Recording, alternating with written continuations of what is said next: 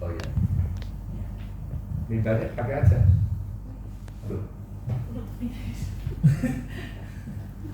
Ya, kita lihat firman Tuhan yang saya dapat dari pasal 7 di Markus pasal 7. Saya mau bagikan sejenak buat kita iman dari perempuan Sirofenisia yang percaya. Ya, di hari-hari ini kita tahu bahwa akan terjadi pertobatan dari banyak orang yang kita tahu dari bangsa-bangsa. Nah, salah satu kejadian dalam pelayanan Yesus, ada seorang Yunani, dia bukan orang Yahudi, Yunani, tapi justru imannya melebihi orang Yahudi. Nah, ini yang dikatakan yang terdepan jadi terdahulu, yang terdahulu jadi kemudian, ya. Baik, kita baca Markus pasal 7 24. Lalu Yesus berangkat dari situ dan pergi ke daerah Tirus. Ia masuk ke sebuah rumah dan tidak mau bahwa ada orang yang mengetahuinya. Tetapi kedatangan Yesus tidak dapat dirahasiakan. Malah seorang ibu yang anaknya perempuan kerasukan roh jahat segera mendengar tentang Yesus, lalu datang dan tersungkur di depan kaki Yesus.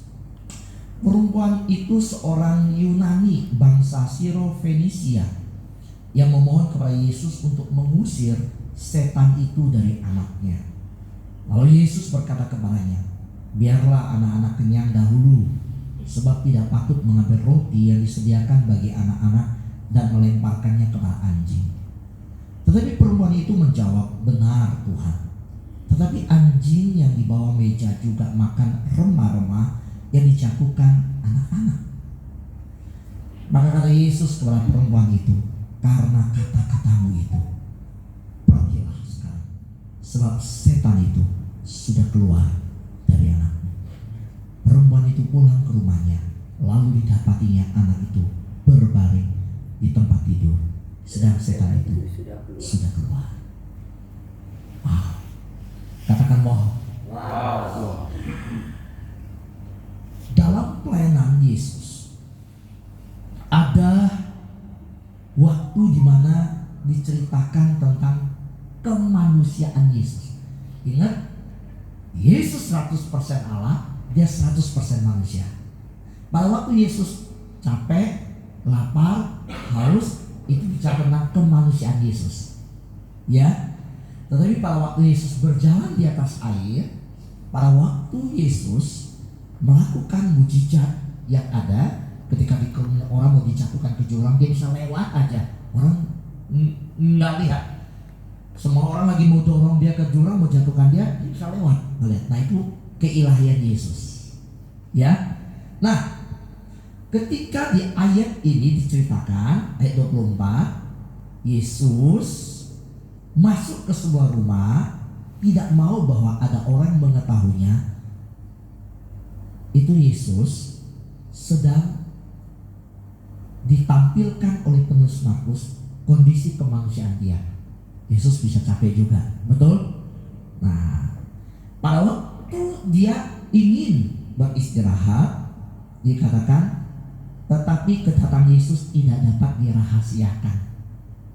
Ayat 25, malahan seorang ibu yang anaknya perempuan kerasukan roh jahat segera mendengar tentang Yesus, dia datang tersungkur di depan kaki Yesus. Bapak Ibu terkasih dalam Tuhan, pernah ingat gak orang datang sama Yesus diam-diam malam hari? Siapa namanya? Nikodemus. Nah, pada waktu perempuan ini datang kepada Yesus, apakah Yesus menolak dia? Saudara, Yesus di awal percakapan berkata, biarlah anak-anak kenyang dahulu, sebab tidak patut mengambil roti yang disediakan bagi anak-anak dan melemparnya ke anjing. Ini peribahasa, ya, ungkapan.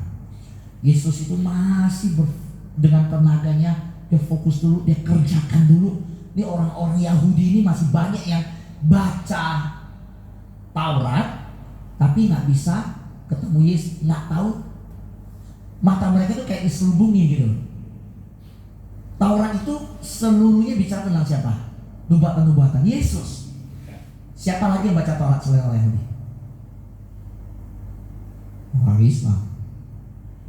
Yang Quran itu kan banyak yang diambil dari Taurat. Jadi jangan heran, dua ini nih, Islam dan Yahudi, itu tuh tinggal dibuka sedikit, kalau satu kebuka, waduh itu ngikut Yesus tuh ngotot tuh, ya kan? Coba lihat orang Yahudi yang bertobat, orang Islam yang bertobat, itu lebih. Nah, di sini dikatakan dia datang, dia tersungkur, dia ngambil sebuah sikap, dia tersungkur dan sengaja Markus catat ini orang Yahudi nih, dia mohon sama Yesus. Yesus orang Yahudi, jelas, ini minta sama Yesus. Yesus bilang, enggak. Yesus mau fokus dulu bagaimana orang-orang Yahudi ini matanya kebuka nih. Yesus bilang, tapi dia jawab Yesus apa?